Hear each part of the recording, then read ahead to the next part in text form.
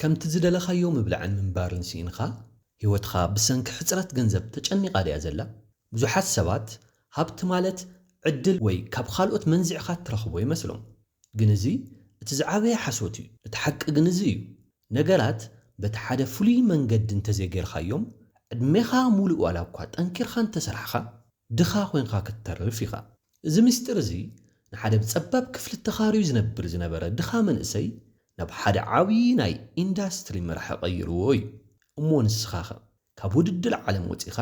بحسابك كما يجيرها هابت كم تفتر كتمهر دلو ديخا بحسابك كما يجيرها هابت كم تفتر كتمهر دلو تخونكا ساع موداتا ذا فيديو حبير خان نصنح اب كومنت دما ابي خونكا تكتاتلن خمزلخا صحفلي بزحات سبات هابت مالت عدل وي كاب كالوس سبات زمنزع وي دما بتمرت زركب يመስሎም ንሳቶም ኣብቲ ናይ ኮምፒቲሽን ዓለም ወይ ናይ ውድድር ዓለም ተሸኺሎም مستم زي رأي صلاتك على سعود ميوم يودو اتحق جن كالي هابتي لكع كم الجبرا وي كم حق سحبت حدا رقصنيا زخونه ساينساو مسمر زلو نغري نسو دما the science of getting rich ተባሂሉ ይፍለጥ እዚ መጽሐፍ እዚ ንሃብቲ ዘለና ራእያ ዝቕይር ነቲ ኣብ ውሽጥና ዘሎ subconscious mind ዝቕይር ብሉጽ መምርሒ እዩ ሎሚ ነትን ዘመናት ተሓቢኡ ጽንሐ ግን ድማ ኣብ ኢድና ዘሎ ማስተር ኪ ክንፈትሖ ኢና ምናልባት ስለምንታይ ኣነ ዝደክ ዘለኹ ስለምንታይም ገለ ሰባት ብዘይ ብዙሕ ጻሕር ዝህብትሙ ኢልካ ተሓትት ትኸውን መልሱ ኣብ ኢድኻ ዘሎ ስራሕ ዘይኾነስ ኣብቱ ተሓስቦ ዘለኻ ሕቡእ ሓሳብ እዩ ዘሎ ምናልባት ስለምንታይ ኣነ ዝደክ ዘለኹ ስለምንታይም ገለ ሰባት ብዘይ ብዙሕ ጻሕር ዝህብትሙ ኢልካ ተሓትት ትኸውን መልሱ ኣብ ኢድኻ ዘሎ ስራሕ ዘይኾነስ ኣብቱ ተሓስቦ ሕቡእ ሓሳብ እዩ ዘሎ ሓደ ሕቶ ክሓተኩም ሕጂ ኣብዛ ደቃይቕ እዚኣ ናብቲ ባንክ ኣካውንትኩም ወይ ናብ ጅባኹም ረኣዩ እሞ እቲ ዘለኩም ገንዘብ ነቲ ውሽጥኩም ዘሎ ዓብዪ ረኣይ መልኦዶ ወይስ ህይወትኩም ብሕፅረት ገንዘብ ተጨውዩ ተሓፂሩን ተሓኒቑን እዩ ዘሎ ሎሚ ነቲ መጋረጃ ክንቐዶ ኢና ዋልስ ዲ ዋትልስ the science of getting rich መጽሓፍ ክጽሕፎ ከሎ ንሱ ንዓለም ሓደ ሓድሽ ሶፍትዌር ይሂብዋ ሃብታም ምዃን ዕድል ኣይኮነን ሃብታም ምዃን ውርልሽ ኣይኮነን ሃብታም ምዃን ልክዕ ከም አልጀብራ ወይ ከም ኬሚስትሪ ርግፀኛ ዝኾነ ሳይንስ እዩ በሉ ናብቲ ላብራቶሪ ናይ ሃብቲ ንእቶ መብዛሕትኡ ሰብ ሃብቲ ክበሃል ከሎ ቅንጦት ክቡር መኻይን ወይ ድማ ዓበይቲ ቪላታት ጥራሕ ይዝረአዮ ዋልስ ዲ ዋትልስ ግን ነዚ ሓሳብ እዚ ይቃወሞ እዩ ንሱ ዘቕርቦ ካብቲ ልሙድ ዝተፈለየን ዘሰንብድን እዩ ግን ዋትልስ እንታይ እዩ ዝብል ዝኾነ ሰብ እቲ ዝከኣሎ ዓቕሚ ንምውፃእ እቲ ዝለዓለ ደረጃ ናይ ምዕባለ ንምጭባጥ ሃብታም ናይ ምዃን መሰል ዘይኾነስ ግዴታ ኣለዎ ስለምንታይ ንምንታይ እዩ ድኽነት ጸላኢ ናይ ነፍሲ ዝኸውን ዘሎ ኣብዚ ክንፈልጦ ዘለና ሰብ ብሰለስተ ነገራት እዩ ዝነብር ተቐዳማይ ነፍሲ ወይ ሶል እንትኸውን ተኻልኣይ ኣእምሮ ወይ ማይንድ እዩ ሳልሳይ ድማ ስጋ ወይ ባዲ እዩ እዘን ሰለስተ እዚአን እየን ሓንቲ ካብዚኣተን እንተጎዲላ ግን እቲ ሰብ ሙሉእ ሰብ ኣይኮነን ሕሰብዎ ነቲ ስጋኹም ብግቡእ ክትከናኸኑ ጥዑይ ምግቢ ምቹው ክዳን ድሕንነት ዘለዎ መጽለል የድልየኩም ብዘይ ገንዘብ እዚ ይከኣል ዶ ኣይከኣል ድኽነት ንስጋ የዋርዶ እዩ ንእምሮኹም ክትዕብዩ ድማ መጽሓፍቲ ከተንብቡ ክትመሃሩ ዓለም ክትዞሩን ሓድሽ ባህሊ ክትቀስሙን የድልየኩም ብዘይ ገንዘብ እቲ እምሮኹም ኣብ ጸልማትን ድንቁርናን እዩ ዝነብር ንነፍስኹም ክትምግቡ ድማ ፍቕሪ ክትህቡ ንሰባት ክትሕግዙ ግብረ ሰናይ ስራሕቲ ክትሰርሑ የድልየኩም ኣብ ጅባኻ ምንም ሳንቲም ከይሓዝኻ ንሓውኻ ክትሕግዞ ትኽእል ዶ ንሰበይትኻ ወይ ንደቅኻ ዘድልዮም ክተማልአሎም ትኽእል ዶ ፍቕሪ ብተግባር እዩ ዝግለጽ እቲ ዝለዓለ መግለፂ ፍቕሪ ድማ ወሃብነት እዩ ወላ ሓደ ዘይብሉ ሰብ ግን ክህበ ይኽእልን ስለዚ ዋትልስ ዘስምረሉ ነጥብ እዚ እዩ ድኽነት ሓጢኣት እዩ ድኽነት ንፍቓድ ፈጣሪ ምቁዋም እዩ ፈጣሪ ንስኻ ክትሰፍሕ ክትዓቢ ፍረ ከተፍሪ እዩ ዝደልየካ ሓደ ዕምበባ ክዓቢ እንተኾይኑ ፀሓይን ማይን የድልዮ ንስኻ ድማ ክትዓቢ እንተኾንካ ሃብቲ የድልየካ ብዙሓት ሰባት ገንዘብ ምድላይ ስስዕ እዩ ይብሉ ዋትልስ ግን ሃብታም ክትኸውን ምድላይ ህርፋን ናይ ህይወት ወይ ድማ ዲዛይር ፎር ላይፍ እዩ ይብል እዚ ስስዕ ዘይኮነስ እቲ ውሽጥኻ ዘሎ ዓብዪ ፖቴንሻል ከውፅኦ እየ ክሰርሕ እየ ክፈጥር እየ ኢሉ ዘስምዖ ጭርሖ ናይ ምስራሕ እዩ ንዕኡ ምዕፋን ማለት ንህይወትካ ምቕታል ማለት እዩ ሕጂ ንርእስኻ ከምዚ ኢልካ ሕተት ኣነ ብገንዘብ ስለ ዝተጸገምኹ ክገብሮ እናደለኹ ግን ዘይከኣልኽዎ ነገር እንታይ ኣሎ ዝፈትዎ ሰብ ብሕማም እናተሰቃየ ከሎ ገንዘብ ስለ ዘይብለይ ክሕግዞ ዘይከኣልኽዎ ግዜ ኣሎ ዶ እዚ ስምዒት እዚ ፔን ፖይንት እዩ እዚ ስምዒት እዚ ንድኽነት ብክሳዱ ንክትሓንቆ ዘላዓለካ ክሳብ ሕጂ ሰባት ሃብቲ ንሱ ወይ ንሳ በላሕ ስለ ዝኾነት ወይ ኢንተሊጀንስ ንብሎ ማለት እዩ ወይ ድማ ንሳ ቆጣቢት ስለ ዝኾነት ወይ ኣብ ጽቡቕ ሃገር ስለ ዘለው ወይ ድማ ኢንቫይሮንመንት ንብሎ ማለት እዩ ብከምዚ ዝመጽእ እዩ ዝመስሎም ነይሩ ግን እዚ ኩሉ ሓሶት እዩ ይብለና በሊሕ ኮይኑ ግን ድማ ድኻ ዝኾነ ሰብ ርኢኹም ትፈልጡ ዶ እወ ብሚልዮናት ኣለው ዓሻ ዝመስል ግን ድማ ብሚልዮናት ዝውንን ሰብ ርኢኹም ትፈልጡ ዶ ዋ ዓለም መሊኦም ኣለው ገንዘብ ምእካብን ምቁጣብን ዝፈልጡ ግን ድማ ድኻታት ኮይኖም ዝነብሩ ሰባት እውን ኣለው ብኣንጻሩ ድማ ገንዘብ ዝብትኑ ግን ድማ እናሃብቶም ዝኸዱ ሰባት እውን ኣለው ስለዚ እቲ ምስጢር እንታይ እዩ ዋትለስ ከምዚ ይብለና ምህብታም ማለት ከምቲ ሒሳብ ወይ ስነ ቁፅሪ ርግፀኛ ዝኾነ ሕጊ ዘለዎ ሳይንስ እዩ ማይ ኣብ 100 ዲግሪ ሴንቲግሬድ ከም ዝፈልሕ ትፈልጡ ኢኹም እዚ ሕጊ ተፈጥሮ እዩ ኣብ ኣሜሪካ ይፍላሕ ኣብ ኤርትራ ይፍላሕ ኣብ ኢትዮጵያ ይፍላሕ እቲ ውፅኢት ሓደ እዩ ብተመሳሳሊ ናይ ሃብቲ ሕግታት እውን ኣለው እዞም ሕግታት እዚኦም እንተፈሊጥካዮም ከምኡ ድማ ነቶም ሕግታት ተጠቒምካ ነገራት በቲ ሓደ ፍሉይ መንገዲ እንተጌርካዮም ክትብትም ግድን እዩ ኣብዚ ዕድል ዝበሃል ነገር የለን እስኪ ክልተ ሰባት ብመንፈስኩም ሰኣሉ እሞ እቲ ሓደ ቁማርተኛ ወይ ድማ ደጋምብለር እዩ ንሱ ኣብ ዓራት በጢሉ ሎሙ መዓልተ እያ ገንዘብ ካብ ሰማይ ክወርደለ እዩ እንዳበለ ይጽበ ንሱ ኣብ ዕድል እዩ ዝኣምን እቲ ካልኣይ ድማ ሓረስታይ ወይ ደ ፋርመር እዩ ንሱ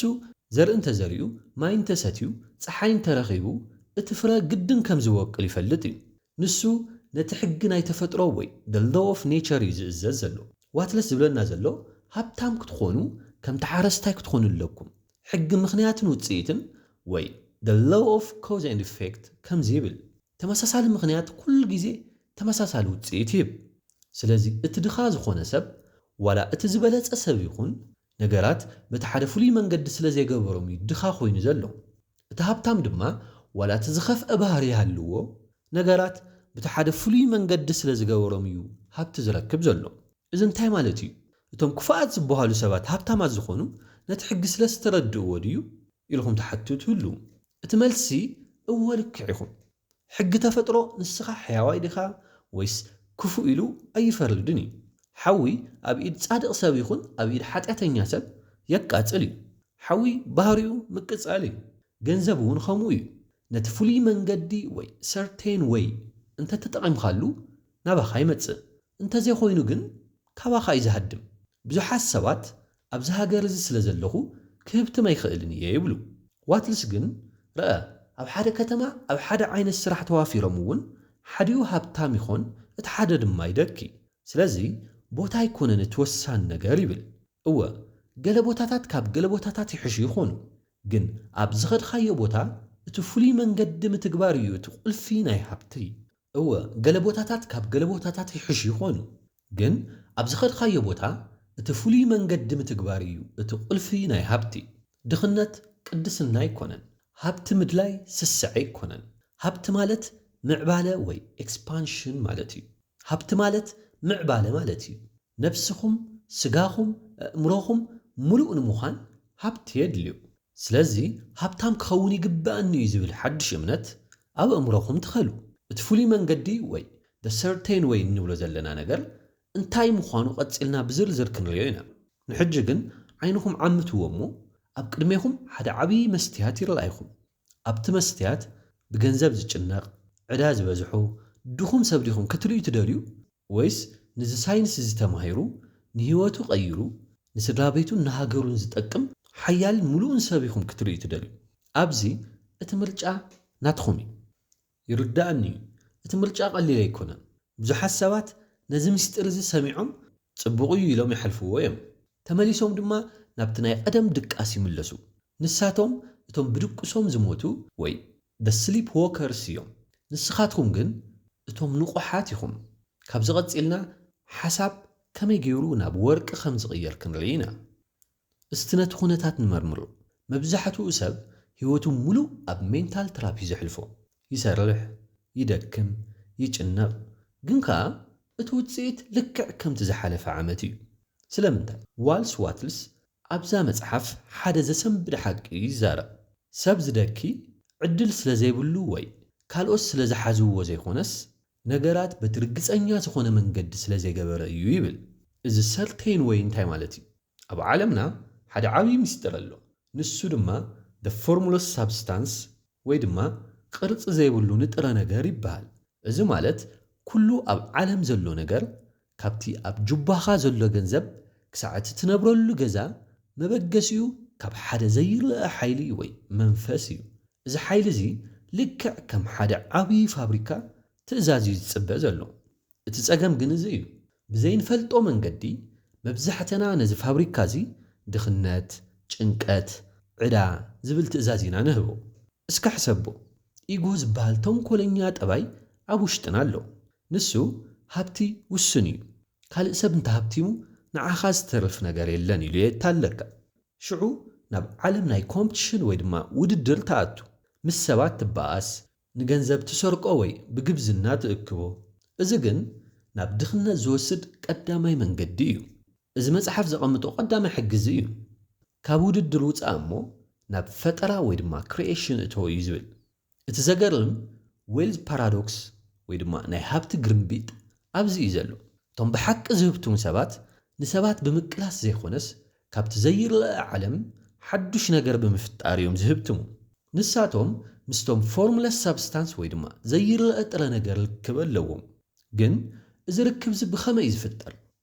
እቲ ፓስዋርድ ኸ እንታይ እዩ እቲ ፓስዋርድ ሰለስተ ነገራት ዝሓዘ እዩ እቲ ቀዳማይ ሓሳብ እንትኸውን እቲ ካልኣይ ምስጋና እዩ እቲ ሳልሳይ ድማ ምስሊ ኣእምሮ ወይ ድማ ቪዥዋላይዜሽን እዩ ሕጂ ናብቲ ዋና መጥባሕቲ ንእቱ ነቲ እምሮኻ ዳግማይ ክንሰርሖ ወይ ድማ ሪዋየር ክንገብሮ ኢና ኩሉ ነገር ዝጅምር ብሓሳብ እዩ እዚ ንቡር ዘረባ ይመስል ይኸውን ግን ዋትልስ ከምዚ ይብል ሰብ ንነገራት ብሓሳቡ ክቐርጾም ይኽእል እዩ ነቲ ዝሓስቦም ነገራት ድማ ኣብቲ ፎርሙለስ ሳብስታንስ ብምሕታም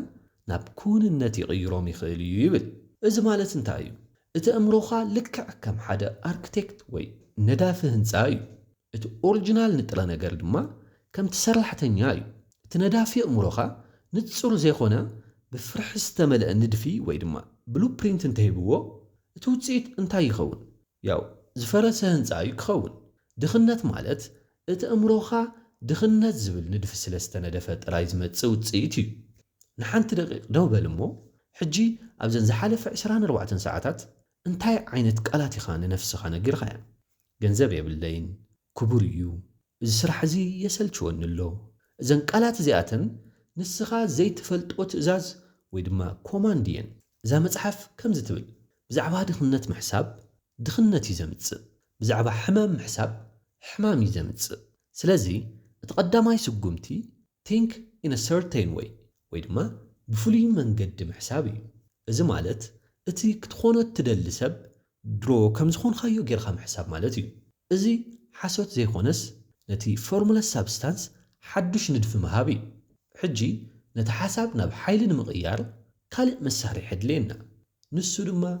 ቪዥዋላይዜሽን ወይ ድማ ምስሊ ኣእምሮ እዩ ዋትልስ ኣብ ምዕራፍ 8 ከምዚ ይብል ንጹር ዘይኮነን ሓፈሻውን ዝኾነ ድሌት ንማንም ኣይጠቅምን እዩ ንኣብነት ናብ ሓደ ዓርክኻ ኸድኻ ክትሕግዘኒ ይደሊ ኣለኹ እንተኢልኻዮ ብምንታይ ኢሉ እዩ ክሓተካ ብዝኾነ ነገር እንተኢልኻዮ ክሕግዘካ ይኽእልን እዩ እቲ ዩኒቨርስ እውን ከምኡ እዩ ሃብታም ክኸውን ይደሊ እየ ምባል እኹል ኣይኮነን እቲ ምስሊ ንጹር ክኸውን ኣለዎ ክንደይ ገንዘብ እቲ ገዛ እንታይ ይመስል ሕብሩ ማዕፅኡ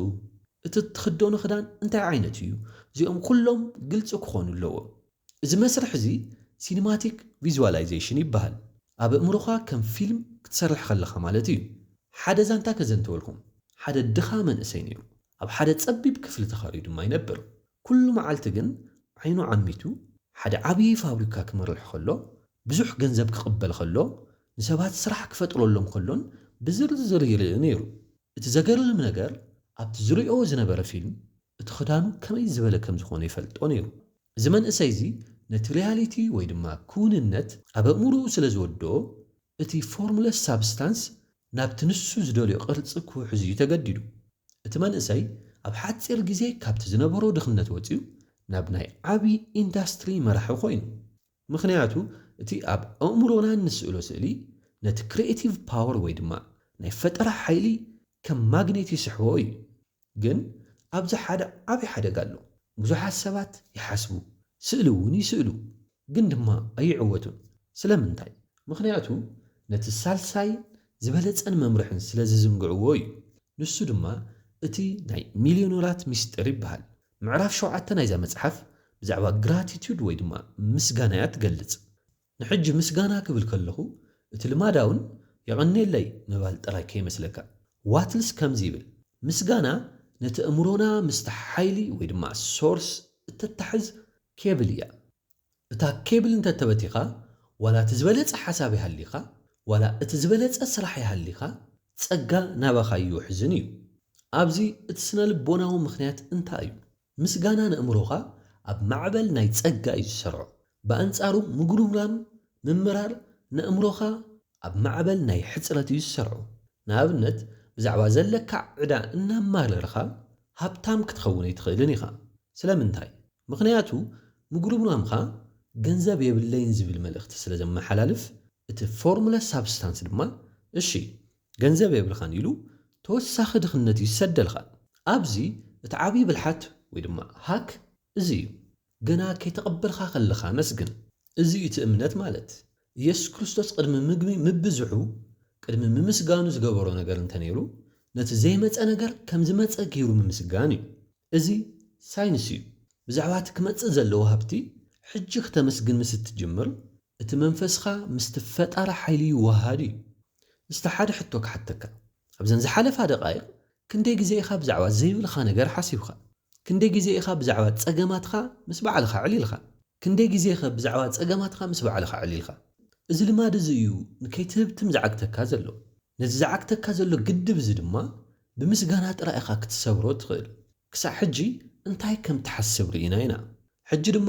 እንታይ ክትገብር ከም ዘለካ ስቲ ንርአ። እቲ መጽሓፍ ቲንኪንግ ኢን አ ሰርቴን ወይ ወይ ድማ ብፍሉይ መንገዲ ምሕሳብ ጥራሕ ዘይኮነስ ኣክቲንግ ኢን አ ሰርቴን ወይ ድማ ብፍሉይ መንገዲ ምትግባር እውን ይእዝዝ እዩ። እቲ ዝዓበየ ጌጋ ብዙሓት ሰባት ሎው ኦፍ ኣትራክሽን ወይ ድማ ሕጊ ስሕበት ስለ ዝሰምዑ ኣብ ገዛ ኮፍ ኢሎም ክመጾም እዮም ዝጽበዩ። እዚ ዕብዳን እዩ። ዋትልስ ባይ ቶት the thing you want is bought። ዋትልስ ብሓሳብ እቲ ዝደለኻዮ ነገር ናባኻ ይቐርብ፣ ብተግባር ድማ ተቐበሎ ይብል። እቲ ኣክሽን ወይ ድማ ተግባር ግን ከመይ ክኸውን ኣለዎ? ንዘን ሰለስተ ሓሳባት ጽን ኢልኻ ስምዕኒ። ተቐዳማይ ፊል ዩር ፕሬዘንት ፕሌስ ወይ ድማ ዘለኻዮ ቦታ ምላእ። ሃብታም ክትኸውን ካልእ ስራሕ ክሳዕ ትረክበይ ትጸበቕ። ኣብዛ ዘለኻያ ስራሕ ወላ ንእሽቶ ትኹን ካብቲ ዝድለን ላዕሊ ስራሕ ዑደት ናይ ዓወት ኣብኡ እዩ ዝጅምር። ኩሉ መዓልቲ ልክዕ ከምቲ እትሓስቦ ሚልዮነር ኮንካ ስራሕ። ኣካይዳኻ፣ ኣዘራርባኻ፣ ውሳነታትኻ ኩሉ ነቲ ፊቸር ሰልፍ ወይ ድማ ናይ መጻኢ መንነትካ ከም ዝውክል ክኸውን ኣለዎ። እቲ ካልኣይ ኢፊሽንት ኣክሽን ወይ ብቕዓት ዘለዎ ተግባር እንብሎ እዩ። ብዙሕ ምስራሕ ዘይኮነስ ብውፅኢታዊ መንገዲ ምስራሕ እዩ እቲ ምስጢር። እዚ ድማ ዲፕ ወርክ እንብሎ ማለት እዩ። ሳልሳይ ድማ the impression of increase ወይ ድማ ምስሊ ናይ ዕቤት መሃብ ማለት እዩ። እዚ እቲ ወሳኒ ነጥቢ እዩ። ምስ ዝኾነ ሰብ ክትራኸብ ከለኻ ምስ ዓማዊል ይኹን ምስ ኣዕሩኽ ወላ ምስ ቆልዑ ዕቤት ከም ዘለካ ርእዮም። ሰባት ናብቶም ዕቤት ዘለዎም ሰባት እዮም ዝሰሓቡ። ህይወት ኩል ግዜ ናብ ዝበለፀ ደረጃ ክትዓብያ ትደሊ። ስለዚ ንሰባት ተስፋ፣ ምዕባለ ከምኡ ድማ ሓይሊ እንተርእኻዮም ገንዘብን ዕድላትን ናባኻ ከም ብረት ናብ ማግኔት ዝውሕዝ እሰምውን ናባኻ ክውሕዙ እዮም። ሎሚ ሓደ ምርጫ ኣለካ። ንሱ ድማ መንገዲ ናይ ሳይንስ ኦፍ ጌቲንግ ሪች ምጥቃም እዩ። እዚ ንምጥቃም ኣእምሮኻ ከም ኣርክቴክት ወይ ድማ ነዳፊ ምጥቃም እዩ። ራእይኻ ብቪዥዋላይዜሽን ምንጻር እዩ። ንኩሉ ነገር ድማ ብግራቲቱድ ወይ ምስጋና ምቕባል እዩ። ከምኡ ድማ ሎሚ ኣብዛ ዘለኻያ ቦታ ብዝበለፀ ብቕዓት ምስራሕን እዩ። ዋላስ ዋትልስ ከምዚ ይብል፣ እቲ በዚ መንገዲ ዝኸይድ ሰብ ምህብታሙ ዘይተርፍ እዩ። እቲ ዝረኸቦ ሃብቲ ድማ ልክዕ ምስቲ ረኣዩ ዝመጣጠንን ዘየቋርፅን ከምኡ ድማ ዘሐጉስን እዩ ዝኸውን። ኣብዚ ትሕቶ ክትብትም ትኽእል ዲኻ ዝብል ኣይኮነን እቲ ሕቶ ነቲ ሳይንስ ክተተግብሮ ድሉው ዲኻ ዝብል እዩ መልሱ ኣብ ኢድኻ እዩ ዘሎ እስቲ ሓደ ሕቶ ክሓተካ ንግሆ ካብ ድቃስኻ ተሲኻ ኣብ ትሕቲ መተርኣስኻ ሚልዮናት ዶላር እንተትረክብ እንታይ ምገበርኻ እዚ ኩሉ ሰብ ዝምንዮ ተኣምር እዩ እቲ ሓቂ ግን ካብኡ ዝረሓቐ እዩ እቶም ናይ ሚስጥር ወይ ደ ሴክሬት መጽሓፍቲ እቶም ሕሰብ ሞ ክትብትም ኢኻ ወይ ድማ ቲንክ ኤንድ ግሮው ሪች ዝብሉ መርሆታት ፍርቂ ሓቂ ጥራሕ እዮም ዝነግሩኻ ኣብ ክፍሊ ኮፍ ኢልኻ ዓይንኻ ዓሚትኻ ብዛዕባ ዘመናዊት መኪና ወይ ዓቢ ቪላ ስለ ዝሓሰብኻ እታ መኪና ናብ ኣፍ ደገ ገዛኻ ክትመጽእ እያ ኢልኻ ተኣምን እንተኾንኻ ካልእ ተወሳኺ ክትፍጽሞ ዝግብአካ ነገር ኣሎ እቲ ጸገም ኣብቲ ተሓስቦ ዘለኻ ነገር ኣይኮነን እቲ ጸገም ኣብቲ ትገብሮ ዘለኻ ነገር እዩ እቲ ዝጠፍአ መርበብ ደ ሚሲንግ ሊንክ እንብሎ ማለት እዩ ኣብ መንጎ ሓሳብን ውጽኢትን እዩ ዘሎ እንታይ ምዃኑ ቐጺለ ክነግረካ እየ እቲ ሓቂ እዚ እዩ ሃብቲ ወይ ዌልዝ ብማጂክ ዝመጽእ ነገር ኣይኮነን ከም ሒሳብ ወይ ማትማቲክስ ዝሰርሕ ስነ ፍልጠት እዩ ሎሚ እንታይነት እዚ ሓሳብ ብግልፂ ክንሪኦ ኢና እስከ ንሕሰብ ሓደ ምዑሽ ሽታ ዘለዎ ምግብን ጥዑም መስተን ኣብ ክሽነ ተዳልዩ ኣሎ ንስኻ ግን ኣብ ሳሎን ኮፍ ኢልኻ ብዛዕባ እቲ ምግቢ እናሓሰብኻ ጥራይ ከም ዝበላዕኻዮ ኮይኑ ክስምዐካ ይኽእል ዶ ኣይስምዐካን እዩ ወይ ጠሚኻ ኢኻ ድማ ተሓድር ዋላስ ዋትልስ ኣብ ምዕራፍ 11 ዘሰንብድ ሓቂ እዩ ዝነግረና ብሓሳብ እቲ ዝድለ ነገር ናባኻ ይቐርብ ብስጉምቲ ወይ ስሩ ኣክሽን ድማ ነቲ ዝመፀ ነገር ተቐበሎ ይብል ኣእምሮኻ ኣርክቴክት እዩ ነቲ ፕላን ድማ የውፅእ እቲ ኢድካ ድማ ነዳቒ ወይ ቢልደር እዩ ነዳቒ ዘይብሉ ኣርክቴክት ወረቐት ጥራሕ እዩ ዝሕዝ መብዛሕትኡ ሰብ ድማ ኣብዚ እዩ ዝወድቕ ፕላን ኣለዎም ሕልሚ ኣለዎም ግን ነቲ ድልድለ ይሰግርዎን እቲ መጽሓፍ ነዚ acting in a certain way ወይ ድማ ብፍሉይ መንገዲ ምስራሕ ይብሎ እቲ መጽሓፍ ነዚ acting in a certain way ወይ ብፍሉይ መንገዲ ምስራሕ ይብሎ እዚ እንታይ ማለት እዩ መብዛሕተና ኣብ ትማሊ ወይ ኣብ ጽባሕ ኢና ንነብር ጽባሕ ገንዘብ ምስ ረኸብኩ ክጅምር እየ ኩነታት ምስ ተመሓየሸ ክንቀሳቐስ እየ እዚ ናይ ድኻታት መዝሙር እዩ ሃብታም ኣእምሮ ግን ሓደ ነገር ይፈልጥ እዩ ሕጂ ወይ ድማ ደናው ሕጂ ኣብዛ ደቂቕ እዚኣ ንስኻ ዘለኻዮ ቦታን ንስኻ ዘለኻዮን ዓቕምን ተጠቒምካ ክትገብሮ ዝግባእ ነገር እንተዘይጌርካ ንሃብቲ ኣይደሌካን እየ ቻው ትብሎ ኣለኻ ማለት እዩ ሃብቲ ናይ ሎሚ ስራሕ እምበር ናይ ጽባሕ ትምኒት ኣይኮነን ሕጂ ንሓንቲ ሰከንድ ደው በል እሞ ናብ ዝሓለፈ 24 ሰዓታት ተመለስ ካብ ዝተግበርካዮም ዕማማት ክንደይ ዝኾኑ እዮም ንሕልምኻ ዘቀላጥፉ ነይሮም ክንደይ ዝኾኑ ከዓ ብማሕበራዊ ሚድያ ወይ ብዕላለ ጥፊእኻዮም ነዚ ሕቶ ብቕልዕና መልሶ ምክንያቱ እዚ መልሲ እዚ ናይ መጻኢ ባንኪ ሒሳብካ ትንቢት እዩ ግን ኣብዚ ሓደ መጠንቀቕታ ኣሎ ብዙሕ ሰብ ኣነ እኮ ለይትን ቀትርን እየ ዝሰርሕ ግን ለውጢ የብለይን ይብል ዋትልስ ኣብ ምዕራፍ 12 እዛ መጽሓፍ ነዚ ብጽኑዑ ይቃወሞ እዩ ብዙሕ ምግባር ዘይኮነስ ነቲ ዝገበርካዮ ብውሕሉልን ብምሉኡን ምትግባር እዩ እቲ ምስጢር እዩ ዝብል እስከ ብኣብነት ንረኣዩ ክልተ ሰባት ዕንጨይቲ ይፍልጹ ኣለዉ ንበል እቲ ሓደ ብዝጎተመ መፅረብ ንግሆ ክሳዕ ምሸት ይወቅዕ ይርህፅ ይደክም ግን ቁሩብ ዕንጨይቲ ጥራሕ እዩ ዝእክብ እቲ ካልኣይ ግን መጀመርታ መፅረቡ ይስሕል እሞ ብዘይ ብዙሕ ረሃፅ ዕፅፊ ናይቲ ሓደ ይእክብ እቲ ፈላማይ ወዲ ድኻ ኣሰራርሓ እዩ ተጠቒሙ እቲ ካልኣይ ድማ ናይ ሃብታም ኣሰራርሓ እዩ ተጠቒሙ እዛ መጽሓፍ ከምዚኣ ትብለና ነፍሲ ወከፍ ብድኻ ኣሰራርሓ ትገብሮ ምንቅስቓሳት ውፅኢቱ ውድቀት እዩ ነፍሲ ወከፍ ብውሕሉል ኣሰራርሓ ትገብሮ ምንቅስቓስ ድማ ውፅኢቱ ዓወት እዩ ሕሰቦ ሎሚ ዝሰራሕኻዮ ስራሕ ፍርቂ ልቢ ዘለዎ ድዩ ነይሩ ወይስ ሙሉእ ትኹረት ሓደ ደብዳቤ ክትፅሕፍ ከለኻ ምስኡ ቴሌፎንካ ትነኻኽእ ዲኻ ወይ ሓደ ዓሚል ክተዛርብ ከለኻ ሓሳብካ ኣብ ካሊእ ድዩ እንተደኣ ከምኡ ጌርካ ንውድቀት ትለማመዶ ኣለኻ ማለት እዩ እቲ ምስጢር ቀሊል እዩ ሓደ ስራሕ ጀምር ንዕኡ ብምሉእ ዓቕምኻን ብምሉእ ሓይልኻን ወዳእ እዩ ሽዑ ናብቲ ዝቕፅል ስራሕ ሕለፍ ነፍሲ ወከፍ ስራሕኻ ዓወት እንተኾይኑ ድምር ህይወትካ እውን ዓወት ምዃኑ ዘይተርፍ እዩ እዚ ሕጊ ተፈጥሮ እዩ ንሕጂ ግን ሓደ ዓብዪ ምስጢር ክነግረካ እዚ ምናልባት ካብ ኩሉ ዝበለፀ ስነ ኣእምሮዊ ብልሓት ወይ ሳይኮሎጂካል ሃክ ክኸውን ይኽእል እዩ ገንዘብ ካበይ ዝመጽእ ካብ ሰማይ ኣይወርድን ካብ ናይ ካልኦት ሰባት ኢድ ዝመጽእ ስለዚ ምስ ሰባት ዘለካ ዝምድና ኣዝዩ ወሳኒ እዩ ኣብ ምዕራፍ 14 ዋትስ the impression of increase ወይ ናይ ዕቤት ስምዒት ዝብል ጽንሰ ሓሳብ የቕርብ። ኩሉ ሰብ ብተፈጥሮ ዕቤት ይደሊ፣ ዝያዳ ገንዘብ፣ ዝያዳ ፍልጠት፣ ዝያዳ ጥዕና፣ ዝያዳ ህይወት ይደሊ። ስለዚ ሰባት ናብቶም ዕቤት ዝህብዎም ሰባት ይሰሓቡ እዮም። እስከ ክልተ ድኳን ንውሰድ። ኣብቲ ሓንቲ ድኳን እቲ ነጋዳይ ርእሱ ድኒኑ እንታይ ደሊኻ ኢሉ ብጓሂ ይቕበለካ። ገጹ ዝጸልመተ ህይወቱ ዝጨነቆ ይመስል። ካብኡ ገዚእኻ ክትወፅእ ከለኻ ህይወትካ ዝነከየ ኮይኑ ይስምዓካ። ኣብታ ካልእቲ ድኳን ግን እቲ ነጋዳይ ገጹ ዝበርሀ እዩ። ብተስፋ ዝመልአ ንዓኻ ከም ንጉስ ገይሩ ይርኤካ። ዋላ ንእሽቶ ነገር ግዛእዮ የቐኒየለይ ኣብ ህይወትካ ድማ ዓወት ይምነ ኢልካ ኢሉ የሰናብተካ። ካብኡ ክትወፅእ ከለኻ መንፈስካ ይሕደስ እዩ። ካልኣይ መዓልቲ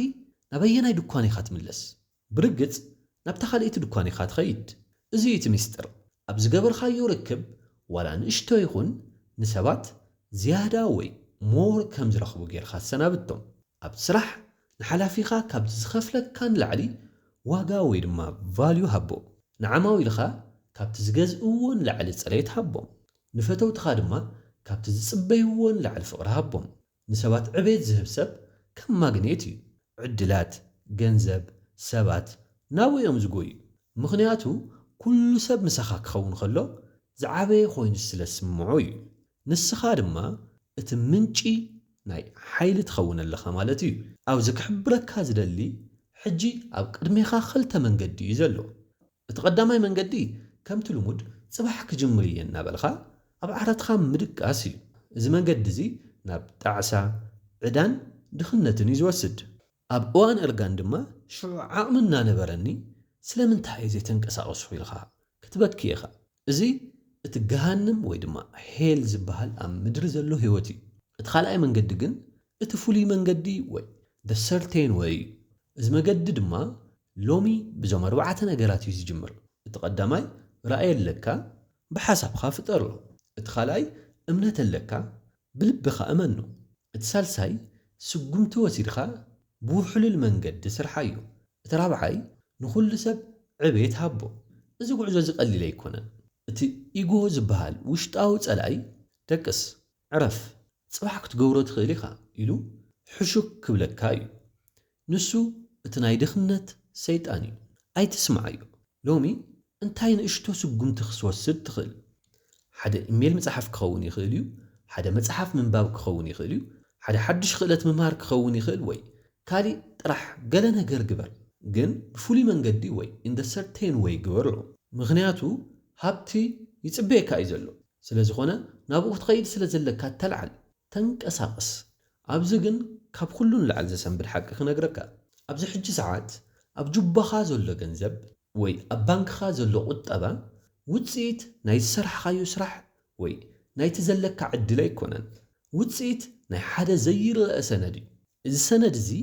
ኣብቲ ዓሚቕ ክፍሊ ናይ እምሮኻ ተሓቢኡ እዩ ዝነብር። መብዛሕትኡ ሰብ ሃብቲ ማለት ካብ ካልእ ሰብ መንዚዕኻ ትረኽቦ ነገር እዩ ዝመስሎ። እሱ ንክህብትም ካልእ ሰብ ክደኪ ዘለዎ ይመስሎ። እዚ ግና እቲ ዝዓበየ ናይ ድኽነት መጻወድያ እዩ። ዓለምና ነዚ መጻወድያ እዚ ውድድር ትብሎ። ሎሚ ግና ነዚ መጻወድያ እዚ በጢስና ናብቲ ሓቀኛ ናይ ሃብቲ ምንጭ ክንኣቱ ኢና። ንሱ ድማ ፈጠራ ወይ ክሪኤሽን ይበሃል። እዚ ሎሚ እንሪኦ ዘለና መጽሓፍ ተራ መጽሓፍ ኣይኮነን። እዚ መጽሓፍ እዚ ቅድሚ 100 ዓመት ዝተጻሕፈ ግና ኸን ብዙሓት ዘመናውያን ሚልዮነራት ዘበራበረ ሰማያዊ ንድፊ ወይ ብሉፕሪንት እዩ። ርእስና The Science of Getting Rich ወይ ናይ ምህብታም ሳይንስ ብዋልስ ዲዋትስ ዝተጻሕፈን ብፍላይ ድማ እቲ ዝዓበየ ምስጢር ሒዙ ዘሎ ምዕራፍ 5 እዩ።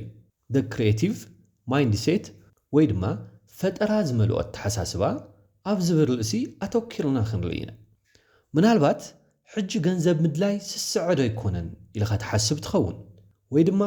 ሃብታም ንምዃን ንኻልኦት ክትረግጸለካ ዝብል ናይ ቀደም ብሂል ኣብ ኣእምሮኻ ይዘውር ይኸውን። ንሕጂ ነቲ ንቡር እትብሎ ኩሉ ደው ኣቢሉ። ምኽንያቱ እቲ ንቡር ናብ ማእኸላይ ናይ ድኽነት ህይወት ይመሪሕካ። ናብቲ ናይ ሎሚ ምስጢራዊ ኮድ ንእቶ። እሺ፣ ናብቲ ናይ ሎሚ ምስጢራዊ ኮድ ንእቶ። ንሕና ደቂ ሰባት ካብ እንስሳ ዝወረስናዮ ባህሪ ኩሉ ነገር ድሉት ወይ ስካርሲቲ ምዃኑ ንኣምን ኢና እንጀራ ሓንቲ እያ ንሳንተ ተወዲኣን ዓይዝተርፍ ነገር የለን ዝብል ፍርሕ ኣሎና ስለዚ ምስ መሳርሕትና ንበኣስ ምስ ጎረቤትና ንቀናናእ ንዓሚልና ንምሽዋድ ንፅዕር ስለምንታይ ምክንያቱ ዘሎ ሃብቲ ድሉት ኢልና ስለንኣምን እዩ ዋልስ ዋትልስ ግን ነዚ ኣተሓሳስባ እዚ the competitive plane ወይ ድማ ናይ ውድድር ሜዳ ኢሉ ይፅውዑ ኣብዚ ሜዳ እዚ ኩሉ ሰብ ፀላኢ ኢኻ እዩ ገንዘብካ ካብ ጁባ ካልእ ሰብ ክመፅእ ከም ዘለዎ ጌርካ ኢኻ ትሓስብ እዚ ኣተሓሳስባ እዚ ልክዕ ከምቲ ብጫካ ዘሎ ሕጊ እዩ ብላዕ ወይ ድማ ትብላዕ ግን እስክን ሓደ ደቂቕ ደው ኢልካ ሕሰብ እቶም ዓበይቲ ሃብታማት እቶም ንዓለም ዝቐየሩ ሰባት ንኣብነት ከም በዓል ሄንሪ ፎርድ ወይ ስቲቭ ጆብስ ንሰባት ብምሽዋድ ድዮም ሃብቲ ኣኪቦም ወይስ ሓደ ቅድሚ ሕጂ ዘይነበረ ሓድሽ ነገር ብምፍጣሮም እዩ እቲ ፀገም ስራሕኻ ኣይኮነን እቲ ፀገም ትምህርትኻ ኣይኮነን እቲ ፀገም ኣብ ኣእምሮኻ ተሰኪምካዮ ዘለኻ ናይ ውድድር ቫይረስ እዩ እዚ ቫይረስ እዚ ካልእ ሰብ ስለ ዝረኸበ ናትካ ዕድል ፀቢቡ ኢሉ እዩ ዝነግረካ እዚ ዓብዪ ሓሶት እዩ እዚ መፅሓፍ ከም ዝብሎ ክልተ ዓለማት ኣለዋ እታ ቀዳመይቲ እታ ዝረኣናያ ድልቲ ወይ ድማ ኮምፒቲቲቭ ወርልድ እንትትኸውን እታ ካልአይቲ ድማ እታ ዘይትርአ ደረት ዘይብላ ፎርሙለስ ሳብስታንስ ዝመልኣ ወይ ድማ ክሪኤቲቭ ዓለም እያ እቲ ዓብዪ ናይ ሃብቲ ምስጢር ካብቲ ናይ ውድድር ዓለም ወፂኻ ናብቲ ናይ ፈጠራ ዓለም ምስጋር እዩ ግን እዚ እንታይ ማለት እዩ ብኸመይ ኢኻ ካብ ዘይነበረ ነገር ሃብቲ ትፈጥር ነዚ ንምርዳእ ናብቲ ቀንዲ ፍልስፍና ናይ ዋትልስ ክንኣቱ የድልየና እዩ ዋልስ ዋትልስ ሓደ ዘደንቕ ሓሳብ እዩ ዘቕርበልና ኦሪጂናል ሳብስታንስ ዝበሃል ነገር ኣሎ ይብል እዚ ቀመር እዚ ንኩሉ ቦታ ናይ ዩኒቨርስ ዝመልአ ህያው ዝኾነ ከምውን ብሓሳብ ዝሽክርከር ሓይሊ እዩ ነዚ ሓሳብ እዚ ቀሊል ጌርካ ይትረአዩ ዋትልስ እንታይ እዩ ዝብለና ዘሎ ኩሉ ዝንሪኦ ዘለና ነገራት ህንፃታት ወርቂ ገንዘብ ኩሉ ካብ ሓደ ዘይርአ ቀመር እዩ ተሰሪሑ እዩ ዝብል እዚ ዘይርአ ቀመር ድማ ድሉት ኣይኮነን እዚ ማለት ሃብቲ ከምቲ ኣብ ባሕሪ ዘሎ ማይ እዩ ሓደ ሰብ ብበርሚል ማይ ስለ ዝቐድሐ እቲ ባሕሪ ይጎድልን እዩ ስለዚ እቲ ፈላማይ ሕጊ ናይ ሳይንስ ምህብታም ወይ ሳይንስ ኦፍ ጌቲንግ ሪች እዚ እዩ ካብ ውድድር ውፃእ ካብኡ ድማ ፈጣሪኹን እዚ ሓሳብ እዚ ንብዙሓት ሰባት የደናግሮም እዩ ፈጣሪኹን ክትብለኒ ከለኻ ስእሊ ክስእል ወይ ግጥሚ ክፅሕፈለኒ ማለት ድዩ ኢሎም እዮም ዝሓቱ ግን ተሓቂ ንሱ ኣይኮነን ፈጣሪ ማለት ነቲ ኣብ ኣእምሮኻ ዘሎ ራእይ ናብ ክውንነት ንምቕያር እትገብሮ መስርሕ እዩ እስኪ ብዛዕባ ስስዐ ንዛረብ መብዛሕትኡ ሰብ ሃብቲ ምድላይ ጌጋ ወይ ሓጢኣት እዩ ዝመስሎ ዋትልስ ግና ነዚ ብትብዓት እዩ ዝቃወም ንሱ ከምዚ ይብል እቲ ኩሉ ዝፈጠረ ኣምላኽ ንስኻ ክትህብትም ይደልየካ እዩ ስለምንታይ ምክንያቱ ኣምላኽ ብመንገድኻ ገይሩ ንባዕሉ ክገልጾ ስለ ዝደሊ እዩ እዚ ዓሚቕ ሓሳብ እዩ ስለ ዝኾነ ድማ ፅን ኢልካ ስምዐኒ ሓደ ሙዚቀኛ ክእለታቱ ንምግላጽ ጽቡቕ ናይ ሙዚቃ መሳርሒ የድልዮ ሓደ ስነ ጥበባዊ ድማ ክእለቱ ንምግላጽ ብሩሽን ቀለምን የድልዮ ብዘይ ነገራት ወይ ማቴሪያል ቲንግስ ክእለትና ማለት ነቲ ውሽጣዊ ዓቕምና ወይ ድማ ፖቴንሻል ንብሎ ንምውፃእ ምድላይ ማለት እዩ ስለዚ ክትህብትም ምድላይ ማለት ነቲ ውሽጣዊ ዓቕምኻ ወይ ድማ ፖቴንሻል ንምውፃእ ምድላይ ማለት እዩ እዚ ድማ ቅዱስ ድሌት እዩ ግን ኣብዚ ሓንቲ መጠንቀቕታ ኣላ እቲ ሃብቲ እትደልዮ ንኻልኦት ሰባት ንምግዛእን ንኻልኦት ሰባት ንምርጋፅ ወይ ድማ ካብ እከለ ይበልፅ ንባል እንተኾይኑ እዚ ናይ ውድድር መንፈስ እዩ እዚ ድማ ምስቲ መበቀላዊ ቀመር ወይ ድማ ፎርሙለስ ሳብስታንስ ዝበልናዮ ከምኡ ይሰርሕን እዩ እቲ መበቀላዊ ሓይሊ ናይ ፈጠራ ሓይሊ እምበር ናይ ምቕናዕ ሓይሊ ኣይኮነን እምበኣር እቲ ቀመር ወይ ድማ ፎርሙላ እዚ እዩ ሃብቲ ዝመፅእ ካብ ሰባት ኣይኮነን ሃብቲ ዝመፅእ ካብቲ ንጹር ዝኾነ ሓሳብ ወይ ክሊር ቶትስ እንብሎ ናብቲ ዘይርአ ቀመር ብምሕላፍ ካብኡ ተፈጢሩ ብመንገዲ ሰባት ኣቢሉ እዩ ናባኻ ዝመፅእ ነዚ ብኣብነት ከረድአካ ሓደ ሰብ ህንፃ ክሰርሕ ምስ ዝደሊ ፈለማ ንብሎኬት ካብ ጎረቤቱ ይሰርቕን እዩ ፈለማ ኣብ ኣእምርኡ ንድፊ ወይ ድማ ዲዛይን እዩ ዝፈጥር እቲ ህንፃ ኣብ ኣእምርኡ ድሮ ሰሪሑ ወዲእዎ እዩ ዘሎ እዚ ንጹር ዝኾነ ናይ ኣእምሮ ምስሊ ነቲ ዘይርአ ሓይሊ እዝዞ ብድሕሪኡ ብዘይፈልጦ መንገዲ ሰባት ይመፁ ዕድላት ይኽፈት ናውቲ ህንፃ ይመፅእ እቲ ገንዘብ እውን ይፈስስ እትሰብ ነቲ ህንፃ ፈጢሩ ወንበር ካብ ካልእ መንዚዕዎ ማለት ኣይኮነን እዚ እቲ ምስጢር እቲ ናይ ውድድር ሰብ ግና ነቲ ዘሎ ደረቱ ዝተወሰነ ሃብቲ ንምርካብ ምስ ካልኦት እዩ ዝዋጋእ እቲ ናይ ፈጠራ ሰብ ግና ካብቲ ዘይርአ ዓለም ሓድሽ ሃብቲ እዩ ዝስሕብ ሕጂ ነዚ ፍልስፍና እዚ ናብ ተግባር ንምቕያር ናብቲ ሳልሳይን ወሳንን ክፋል ንስገር ቅድሚኡ ግን ደው ኢልኻ ንርእስኻ መርምር ኣብ ዝሓለፈ ሰሙን ብዛዕባ ገንዘብ ክትሓስብ ከለኻ ስምዒትኻ እንታይ እዩ ዝመስል ነይሩ ጭንቀት ድዩ ቅንኢ ወይስ ተስፋ እንተ ደኣ ጎረቤትካ ሓድሽ መኪና ገዚኡ ወይ ጉድ ንሱስ ረኺቡ ኣነ ደኣ እምበር ተሪፈ ኢልኻ ሓሲብካ እንተኾንካ ንስኻ ኣብቲ ናይ ውድድር መፃወድያ ኢኻ ዘለኻ እዚ ማለት ድማ ካብቲ ናይ ሃብቲ ምንጪ ርእስኻ ተርሕቕ ኣለኻ ማለት እዩ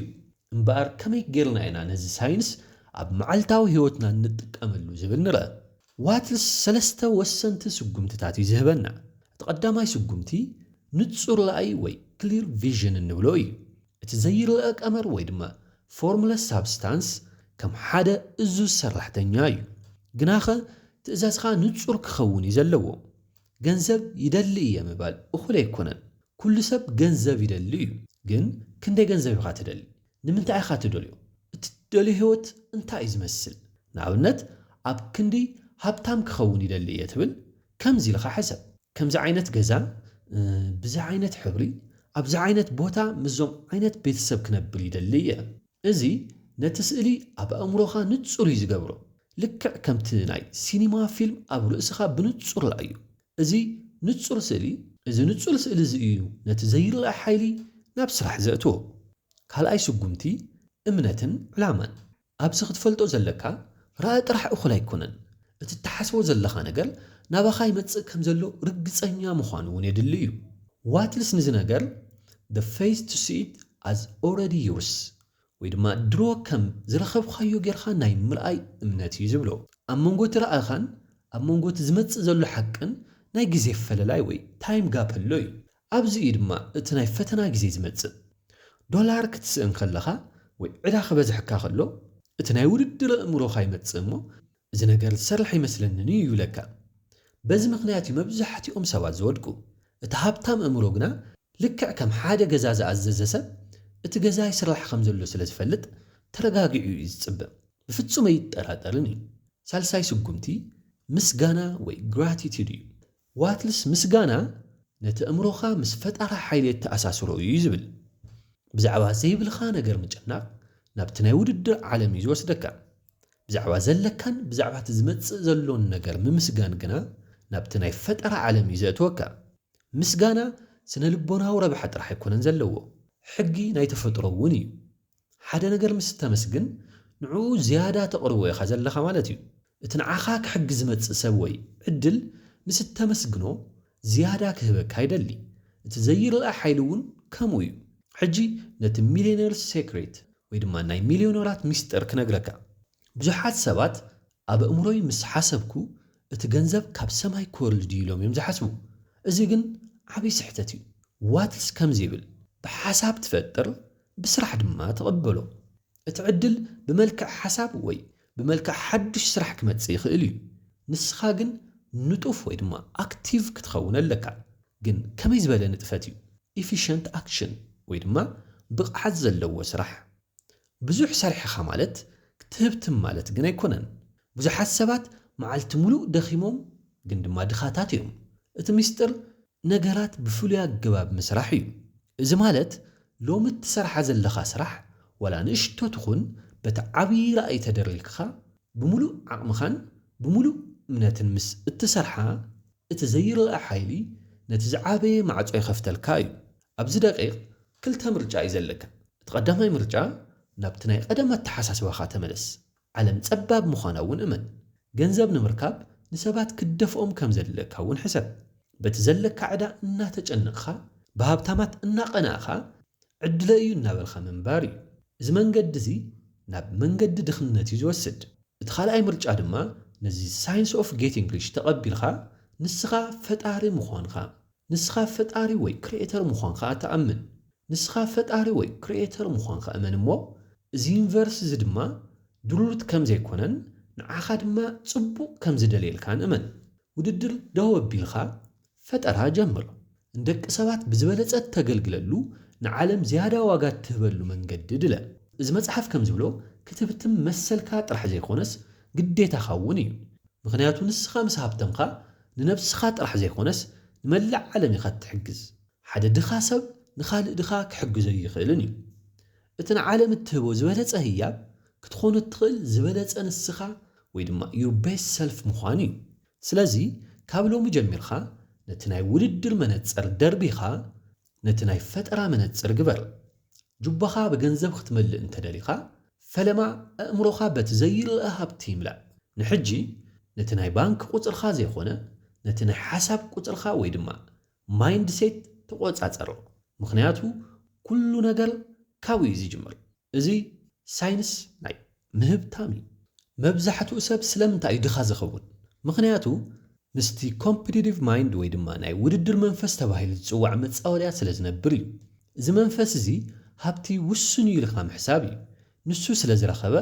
ኣነ ተሪፍኒ ኢልካ ምጭናቕ እዩ እዚ ተሓሳስባ እዚ ልክዕ ከምቲ ኣብ ጸልማት ኮይኑ ካብ ኢድ ሰብ ንምምንዛዕ ዝጎይ ሰብ እዩ ግን እቲ መጽሓፍ ሓደ ዘሰንብድ ሓቂ ዝነግረና ካብ ሰብ ክትምንዝዕ ክሳዕ ዝፈተንካ ድኻ ኮይንካ ኢኻ ትተርፍ ስለምንታይ ምኽንያቱ ምስቲ ድሉት ዝኾነ ነገር ኢኻ ትወዳደር ዘለኻ እዚ ናይ ውድድር ተሓሳስባ ልክዕ ከምቲ ካብ ንእሽቶ ዒላ ማይ ምስ ብዙሓት ሰባት ተጨናኒቕኻ ማይ ንምስታይ እትገብሮ ቃልሲ እዩ ዋትልስ ግን ካብቲ ዒላ ውፃእ እሞ ናብቲ ውቅያኖስ ኪድ እዩ ዝብለና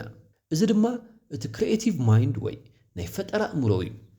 እቲ ናይ ፈጠራ እምሮ ካብ ሰብ ኣይውሰድን እዩ ይፍጠር እዩ እምበር ነቲ ዘየለ ናብ ህልውና የምፅኦ እዩ እቲ ዓብዪ ናይ ብዙሓት ሰባት ጌጋ እንታይ ምዃኑ ትፈልጥ ዶ ገንዘብ ንምርካብ ንሰባት ክጥብሮም ወይ ክዕምፆም ኣለኒ ኢሎም ምሕሳቦም እዩ እዚ ግን መገዲ ጥፍኣት እዩ እቲ ሳይንስ ዝብለና ዘሎ ግን ሃብቲ ካብ ውሽጢ ናብ ደገ እዩ ዝውሕዝ ሕጂ ሕሰቡ እሞ ኣብ ዝሓለፈ ሰሙን ብዛዕባ ገንዘብ ክትሓስቡ ከለኹም ስምዒትኩም ከመይ ነይሩ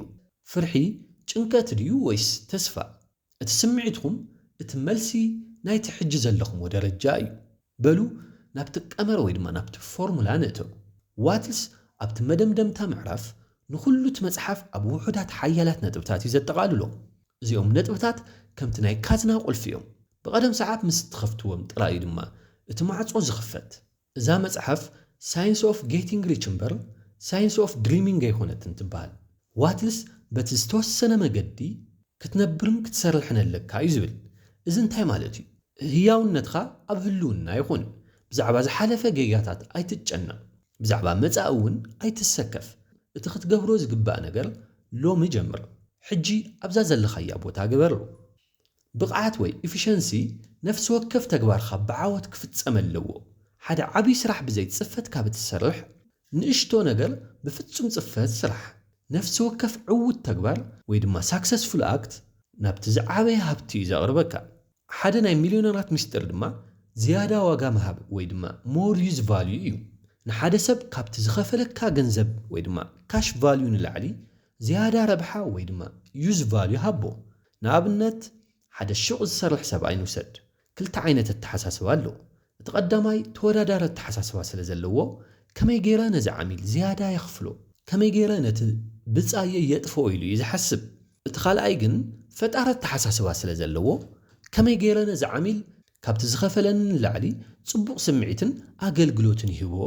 ኢሉ እዩ ዝሓስብ ህይወቱ ከመይ ገይረ የመሓይሸሉ ኢሉ ድማ ይሓስብ እቲ ካልኣይ ሰብኣይ ወላ ኣብ ንእሽቶ ሹቕ ይስራሕ እምበር እቲ ክሪኤቲቭ ፎርስ ስለዝተጠቐመ ዓማዊል ይሕዝሉ እዮም ዕድላት እውን ይኽፈተሉ እዩ ንግዳዊ ዓለሙ ድማ ይሰፍሕ እዩ እቲ ቀዳማይ ግና ኣብቲ ዘለዎ እዩ ዝበሊ ንሕጂ ግን ሓንቲ ሕቶ ክሓተኩም ሎሚ እንታይ ሰሪሕኹም እቲ ዝሰራሕኹምዎ ስራሕ ልክዕ ከምቲ ዝበልናዮ ብዝተወሰነ መገዲ ወይ ድማ ሰርቴን ወይ ዲኹም ሰሪሕኹምዎ ወይስ ግዜ ንምሕላፍ እቲ ፍልሊ ድማ ኣብዚ እዩ ዘሎ ነዚ ሳይንስ ዝምንዓቕ ቀሊል ክመስል ይኽእል እዩ ጽባሕ ክጅምር እየ ምባል እውን ቀሊል እዩ ግን እቲ ዋግኡ ክቡር እዩ ነዚ ሳይንስ ዘይምጥቃም ማለት ህይወትካ ንዕድል ወይ ድማ ቻንስ ኣሕሊፍኻ ምሃብ ማለት እዩ ከምቲ ኣብ ማዕበል ባሕሪ ዘሎ መርከብ ካፕቴን ዘይብሉ ኾንካ ንፋስ ናብ ዝወሰደካ ምኻድ ማለት እዩ መወዳእትኡ ድማ ውድቀት ድኽነትን ጸጸትን እዩ እቲ ካልእ ምርጫ ግን ነዚ ሳይንስ ተማሂርካ ካፕቴን ናይ ነፍስኻ ምዃን ማለት እዩ ኣብ መወዳእታ ዋትልስ ኣብቲ ጽማቕ ምዕራፍ ከምዚ ይብል እቶም ነዚ መምርሒ ሕዚ ዘንብቡን በዚ መምርሒ ሕዚ ዝነብሩን ሰባት ምህብታሞም ዘይተርፍ እዩ እቲ ዝረኽብዎ ሃብቲ ድማ ልክዕ ምስቲ ዝነበሮም ንጹር ራእይ ቪዥን ዘይወላወል እምነት ወይ ድማ ፌዝ ጽኑዕ ምስጋናን ማዕረ እዩ ዝኸውን እዩ ዝብል ስለዚ ምርጫኻ እንታይ እዩ ምስቶም ናይ ሎሚ ሕለፍ እናበሉ ዝነብሩ ተራ ሰባት ክትጽምበር ዲኻ ወይስ ነቲ ኣብ ውሽጥኻ ዘሎ ረቂቕ ሓይሊ ወይ ድማ ፎርሙለስ ሳብስታንስ ተጠቒምካ ነቲ ዝግበአካ ሃብትን ብልጽግናን ብሳይንሳዊ መንገዲ ክትፈጥሮ ኢኻ እቲ መፍትሒ ኣብ ኢድኻ እዩ ዘሎ ኣእምሮኻ እቲ መሃንዲስ እዩ ሓሳብኻ እቲ ንድፊ ወይ ድማ ብሉፕሪንት እዩ ተግባርኻ ድማ እቲ ህንፃ እዩ ዝሓወይ ብልጽግና መሰልካ እዩ እሞ ተጠቐመሉ ናይ ሎማዓንቲ ቪድዮ እዚ ይመስል ነይሩ ኣብቲ ስክሪን ትሪኣ ዘለኻ ቪድዮ ንኻእያ እሞ ኣብታ ቐጻልቲ ቪድዮ ክንራኸብ